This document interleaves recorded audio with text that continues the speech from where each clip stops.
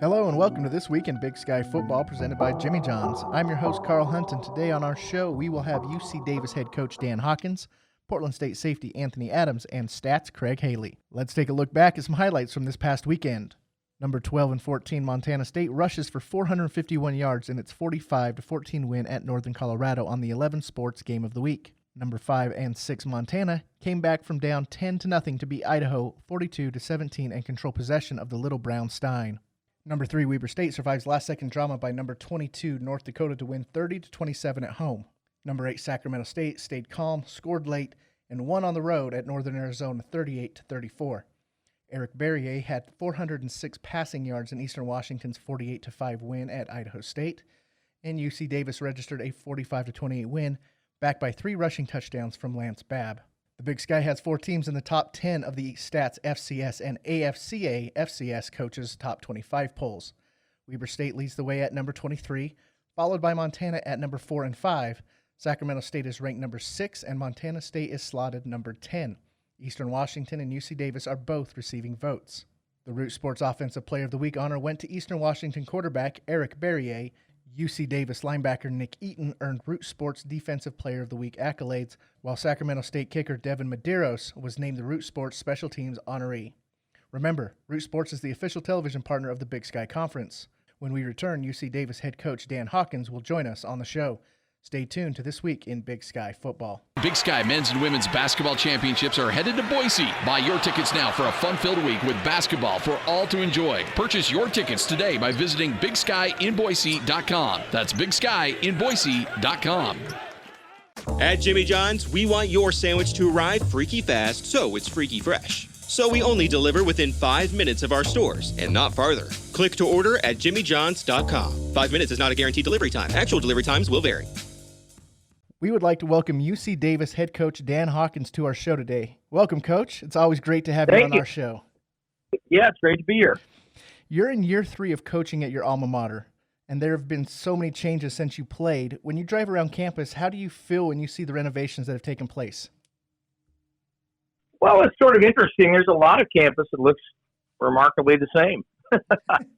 Now, Aggie Stadium was not there when I was around here, and we're building a new facility, which is starting to take shape, which is awesome. So it's a little bit old and new. I'll be very excited when our new building, our practice field is done, and then our building will put a shovel in the ground here in about a month. How important is it to get not only the general fans to come to your games, but also the student body in particular? Well, I think we work on all the facets. You know, we draw from a large range of people and personalities, and obviously we have a major university, and we work really hard about getting the students engaged there as well.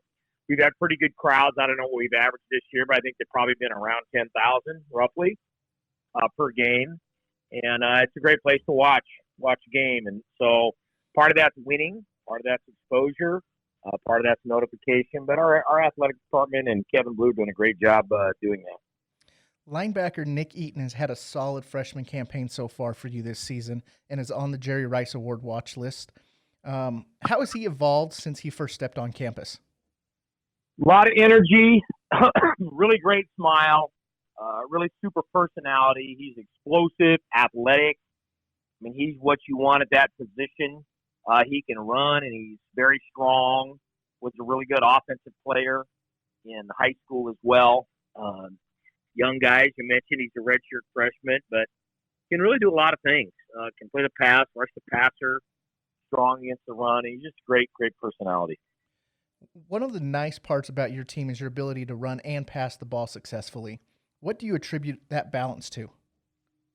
Well, we try to work on it. Obviously, every team's different who you go against and what they'll allow you to do or what you can do, and some you can't do either.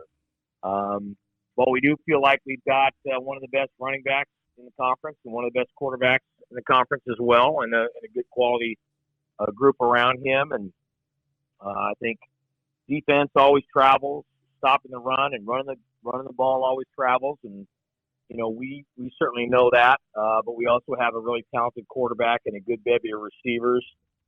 But I think the Greeks had it best when they talked about balance in life, and you got to have balance in football too. Speaking of balance, how big of a luxury was the timing of your week off? I don't know. It's just you just I don't get a whole lot into that. Sometimes you have a lot of away games, night games, day games. I just kind of it is what it is, and you play it like it is. Probably if you wanted it perfect, you'd have it right in the smack dab in the middle of the season. But when does that ever happen? So we try to take advantage of a bye week and work on our fundamentals and get our young guys going, as well as get them rested up and get them feeling good again. Your team is still in playoff contention. If you win these 2 games, there's a very high chance that you guys will get in, especially because they're against top 10 teams. And that would be the second straight season you make the playoffs. How do you keep your players focused on the game at hand without looking ahead? Well, if we win these 2 games, it better be more than a high probability that we get in. We're a good football team, and again, you gotta finish up strong. But we really work like a lot of programs. It's today's Tuesday, and we have to take care of certain things on Tuesday, and you understand the schedule and where it is, but we don't ever try to get too far ahead or spend too much time in the past, and just kind of hang right in there on the present. Our kids have done a good job of that. They're fine with that. You've had some tough road games throughout the year, but now you get to end the season with 2 local games, including this weekend's home game. How much of a luxury is that for you and your team? Well, I think the biggest luxury is all those guys that battle with you all week and play scout team, and maybe some of those guys you'd love to squeeze in somewhere in some playing time. They're able to enjoy and be a part of the game and the weekend experience, and that's probably always my biggest lament a little bit is when you travel, you've got basically half the kids that are in your program that really love what you do and want to be a part of it, but they can't because you're on the road. So that's the biggest thing for me. Now, one of the parts of coaching that I'm sure makes you smile is seeing your players continue their careers on the professional level. Former Aggie wide receiver Keelan Doss has found a home with the Oakland Raiders and has come back to campus a few times since. How happy are you for a young man like him to be able to achieve his dream of playing in the NFL? Yeah, it makes me smile if they do anything that their heart really desires. We have one of our kids over in England right now on scholarship and playing football. We have a kid in New Zealand, a kid in Germany. And that really makes me smile. I mean, to see them go out and fulfill their dreams is great. And we're certainly happy for Keelan. He's an amazing young man, great family. And you just can't find a better person, a more humble, hardworking, very smart, really happy for him that he's able to kind of continue to play. And at some point he'll have to take off the pads too. And when that happens, he'll lead a successful life because he's a quality person. Thanks for joining us on our show today, Coach. Good luck in your game versus Montana State on Saturday. Appreciate it. Thanks. We'll be back shortly with our next segment of This Week in Big Sky Football. My Place Hotels is proud to be the official hotel of the Big Sky Conference. Need a hotel for work or just a night away? With over 50 hotels open and more on the way, we want to be your home away from home. Let My Place be your place. Enroll in our new loyalty program and stay rewarded. Next up on This Week in Big Sky Football is Portland State safety Anthony Adams. Anthony, thanks for joining us on the show today. Yeah, no problem. You're currently leading the FCS in passes defended. When you're out on the field, what goes through your mind once the ball is snapped? The main focus is just technique, doing my job and making sure that I'm doing everything that I need to do correctly, alignment and assignment-wise, and the rest kind of plays itself out. You played a lot of sports in high school, basketball, baseball, you ran track and field. How did participating in all of those sports help round out your athletic skills? I think it just helps your overall functional movement. Sports like track, differences between sports like track and baseball are two completely different sports. And mindset-wise, it also helps just competitiveness. Competing is always a huge part of sports. So I think they all play a good role into overall athleticism. How would you say your game has evolved since you've been at Portland State? I've taken the little things a lot more seriously. Coming from high school, you don't really have much technique or film study or anything like that. So really focusing on the little details and making sure that all the little things are right has really helped me evolve. Now, you had a brother, Darnell, that played at Portland State a few years ago. Was that a big part of you choosing Portland State to continue your career? It was, and it also wasn't at the same time. I knew it would be awesome to get to play a year with him because you don't really see that often in college football. But I also did choose Portland State just because of the family feel. I really like the vibe of everybody here, and I felt like they really wanted me here. Growing up, who would you say was one of your mentors? Definitely my brother and my mom. They kind of helped me and shaped me into the person that I am today. So definitely those two. Is there anyone that you mirror your game after or try to imitate a little bit while you're out on the field? I don't think so. I watch a lot of YouTube videos on guys in the NFL and other college guys and stuff, but I wouldn't say I try and replicate my game after anybody. I just try and do what I can do and play my role. What has been one of your favorite moments while at Portland State so far? It's got to be upsetting Montana at Montana. That was a pretty great feeling. Just all the hard work and everything coming together finally, paying off. That was pretty cool. Now, you always hear about pregame rituals with athletes. Do you have anything special you do pregame to get ready for a game? I used to in high school, but as soon as I got to college, there wasn't really anything that I've done. I am a little superstitious, so there's certain little things that I do every game day to make sure that they're the same as last game day, but nothing huge. All right, that's Portland State safety Anthony Adams. Anthony, thanks for joining us today on the show, and good luck this weekend. Of course, thank you. No problem. Pluto TV is your one-stop shop for Big Sky action.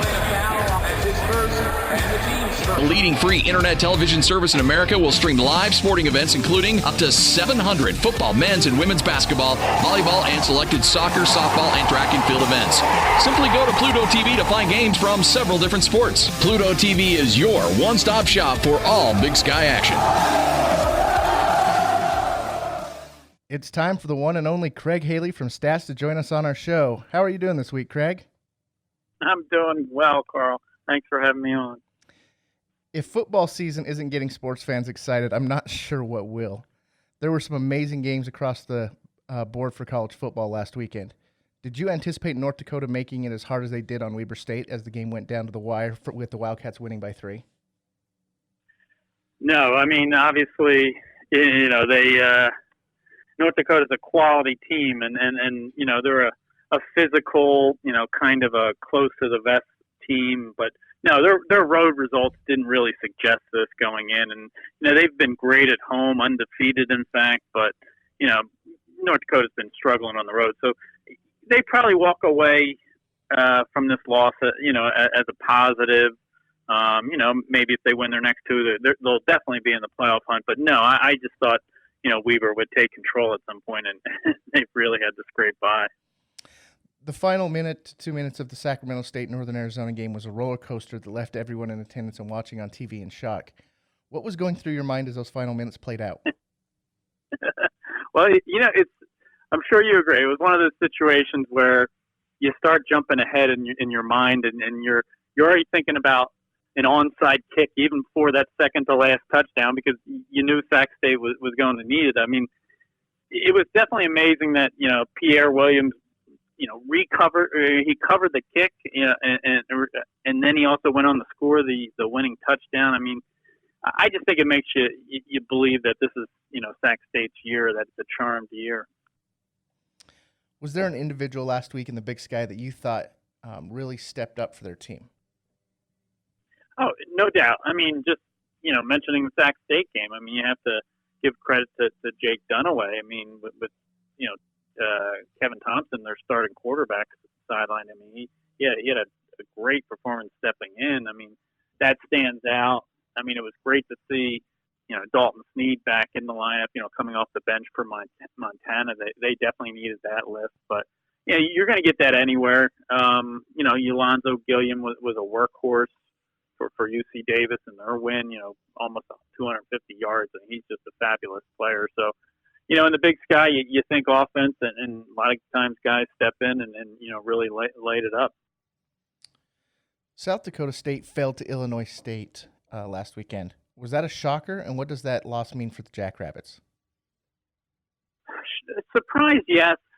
Shocker, no. I mean, South Dakota State is using its third different quarterback, a freshman. So he's getting acclimated while, having to face such really good teams in the Missouri Valley. I mean, I'd say there's still a seed right now if the playoffs begin this week, but they don't. And obviously this weekend, they're back in league action, and they play another tough team in Northern Iowa. So if they lose that, yes, you'd probably say they fall out of a seed. But right now going into this weekend, I definitely think the Jackrabbits are still a seed.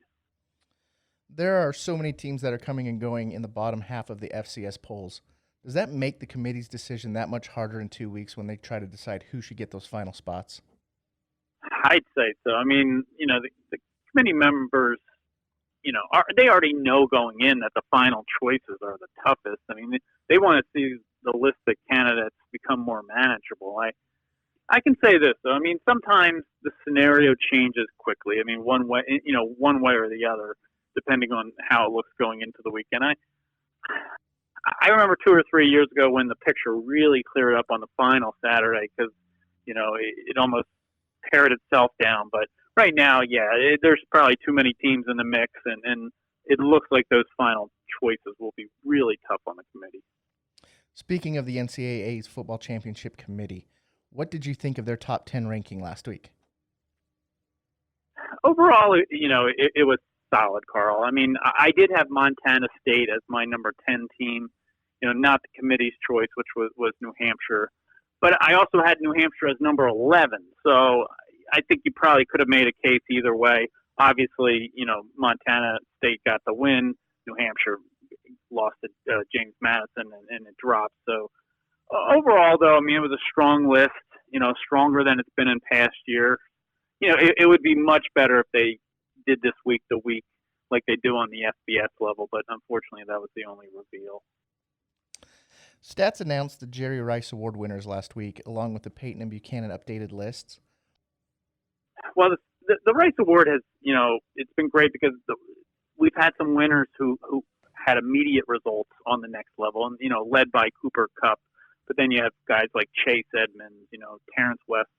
So, and then even now, I mean, past winners that have, like a Case Cookus, have continued to do so well on the college level. So this award has had great history.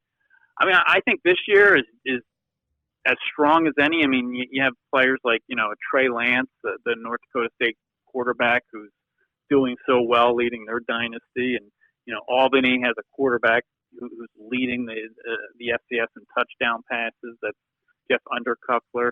There's some great players all around, whether offense or defense. So, yeah, I think this is a great year for the Rice, and it's just been a great award, as I mentioned. Now, looking ahead to this weekend, no doubt the game of the week is number 3 Weber State at number 4 and 5 Montana. Would you agree?